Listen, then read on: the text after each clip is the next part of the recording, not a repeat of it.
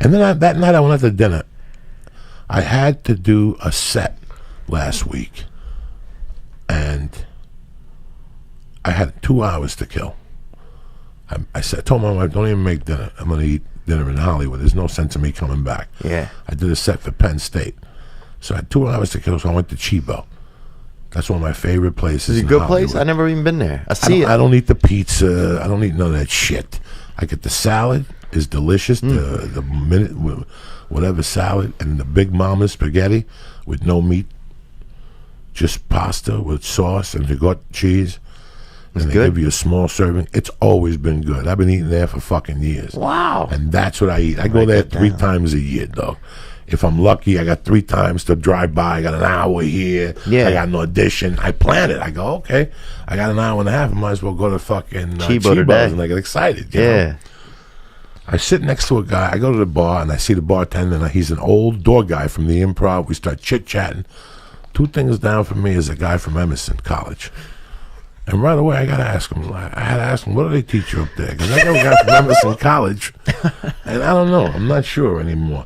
I go, I hired him because I thought he was sharper than I was, but lately he's been slipping. I don't know what the fuck is going on. And that was Lee? That was Lee. Wow. He went to Long Beach Thursday afternoon for New Year's. Now, I could see it. Like I said, Friday after all the traffic is there. Now, here's the best one. Here's the best one out of all of them. I call him Thursday night, or he calls me. We're talking, and the conversation. And all of a sudden he goes, yeah, we Airbnb'd. I go, you're not even in a fucking hotel with like a fucking elliptical that you can go to the elliptical. You've been home all week with her, and now you go down there for 2 more fucking nights with her to do nothing, to look at each other and eat cookies and shit. At a stranger's apartment. And watch really bad TV in a stranger's apartment. This was something that I was like... squatters, bro. I don't know. Like You're what? Fucking squatters. When he called me Saturday and told me he was coming back, I wanted to tell him, just GPS the car through the ocean to the Santa Monica Pier and take the car right off the fucking pier and end it. Because it ain't getting no better in your life. He went away to Long Beach, and every morning when I woke up since that, today there was a burglary in Long Beach where the guy shot the burglar. He shot the burglar every day.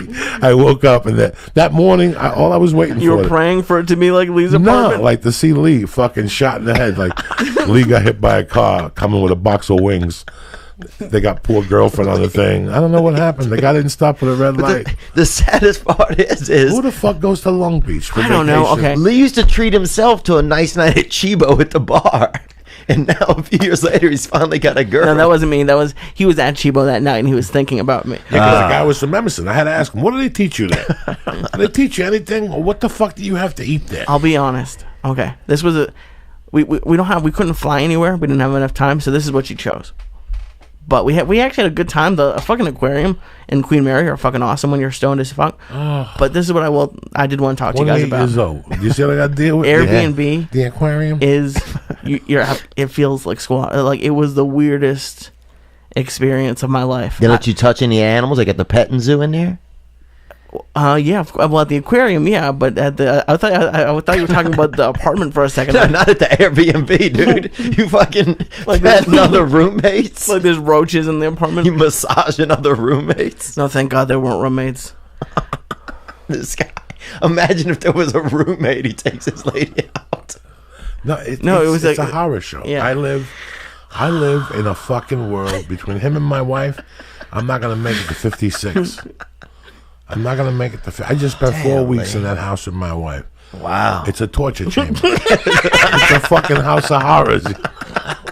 I love it with all my heart. It's a torture chamber. What's the worst part? Like, what's the worst part? Honestly. It being 9:30... In the morning? At night. Mm-hmm. And just sitting there, not having a spot because... I don't want to be at the store every night, bro. Yeah. You know, I don't want to be that guy. Yeah. I don't need to be at the store every night. There's young guys coming up. I know how I felt when I was coming up, and I had shit to do, and there's some old guy that's coming down. I'm good enough. 2 spots a week, I'm good. This week I'm doing Thursday. Tomorrow night I'll do flappers. If I get out jiu-jitsu early Wednesday, I'll pop into someplace. But, you know, I got a gig Friday. I'm fucking good. I'm not working on nothing. I'm just putting them couple bits together, finding my new fucking voice, you know. Yeah.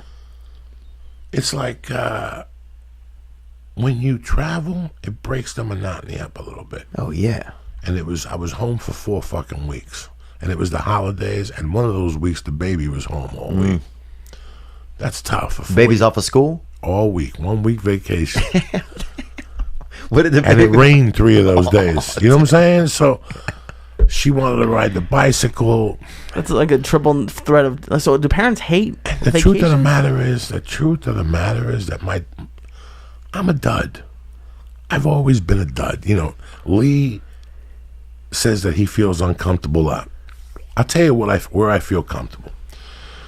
I feel comfortable in a bar where the bartender's a good-looking woman in 1924. Yeah. She still has tits. She wears push-up bras. She's got freckles on her tits. She's got a sense of humor.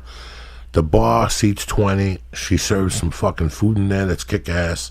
There's a jukebox. There's music. You know what? At this age, I don't want a fucking pool table. Yeah. And I don't want a dartboard. I don't want a lot of movement. I never like movement. Yeah. Sit down, have a fucking beer, and talk to me if you want to do this. If you're going to be moving around, go somewhere else. Shoot a pool and arguments, and I can't walk. This guy's throwing a fucking dart at me. You know, I just want to be, you know what I'm saying? Like, that's what I want to do. That's my ideal bar. And to be strictly honest with you, since the age of 16, that was always my ideal bar. Once we started going out to those discos, I've said it once, I've said it before.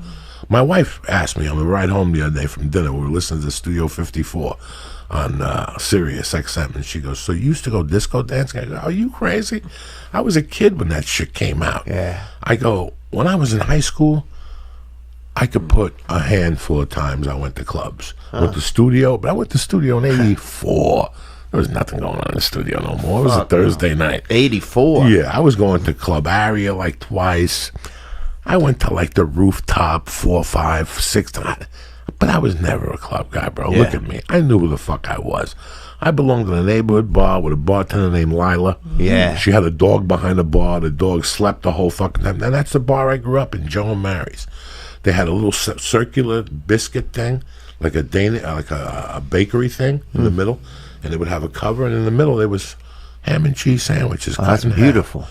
So if you want a sandwich, you just went over and got it. They had Stewart sandwiches, and next to it was a don't cook tonight called Chicken Delight. It was a Chick-a-Fil, not Chick-fil-A. This is when chicken was chicken. And one of the kids we hung with was the fucking cook. So at the end of the shift, he'd come over to the bar with a box of chicken from the leftover chicken for the whole fucking night. It was, and you had a tab, and the guy that ran the place was a loan shark. So if you fucking needed to buy an 8-ball, you could borrow 300 from him on the spot. We're going in like fucking Marines. You understand me? Welcome to church, motherfucker.